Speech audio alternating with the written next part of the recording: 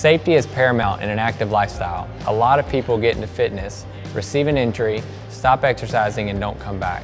You can save yourself a lot of time, pain, and headaches if you follow these 7 tips for safety in a fitness setting. Number 1, know your health.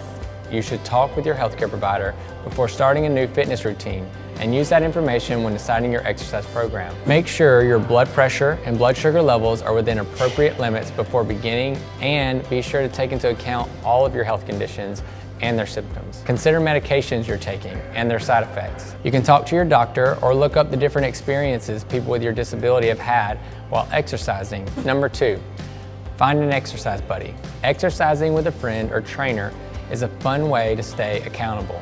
It'll be harder to skip your workout if you're going with a friend, but this can help with safety as well. For example, for a person with epilepsy who wants to go swimming, it would be safer to swim with a friend as an added layer of supervision should a seizure occur while in the water around the pool. If the right friend is working out with you during strength training, they can help you stay focused and be the voice reminding you to slow down and control your movements. Number 3, dress appropriately. While working out, you should dress in a manner that is both comfortable as well as helpful. That means choose something that moves easily and does not restrict your range of motion, as well as something that breathes so you won't get overheated. Dry fit clothing is a great material to exercise in because it wicks the sweat from your body and allows you to stay cooler. Avoid wearing jewelry or necklaces that can get caught on exercise equipment and cause injury.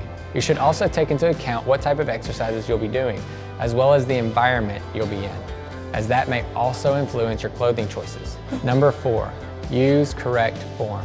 Using correct form will not only allow you to focus on getting the most of each movement, but will also help prevent injury. If you're working with weights, you'll be putting stress on your joints and tendons. Staying mindful to use the correct motions will prevent you from putting any undue stress on these areas and reduce the risk of injury. Another key in knowing what form will work best for you is to meet with a trainer who knows the human body well enough to adapt movements for you based on your mobility. Number 5, stay hydrated. Drink water before, during, and after your workout. Dehydration can not only lead to fatigue, dizziness, and confusion, but it can also result in heat injuries such as heat strokes and other serious health issues. As you work out, your body is going to heat up, which means you're going to sweat. So it's important to drink plenty of fluids, especially water. Number 6, know your limits. It's important to push yourself, but it's just as important not to push yourself too far. Overdoing it can lead to injury and burnout, so it's good to be aware of your current level of fitness. Some fitness centers offer health assessments that can give you an idea of what level you're starting at. Having this information will help you when determining where your limits are. If you do go too far, your body will tell you what you need to know. It's your job to listen, so be sure to remember the signs that it's time to end your workout. If you experience pain, discomfort, nausea, dizziness, lightheadedness, chest pain, irregular heartbeat, shortness of breath, or clammy hands, it's time to stop. These are all serious signs that should not be ignored. But it's also important to know the difference between normal fatigue and something more serious.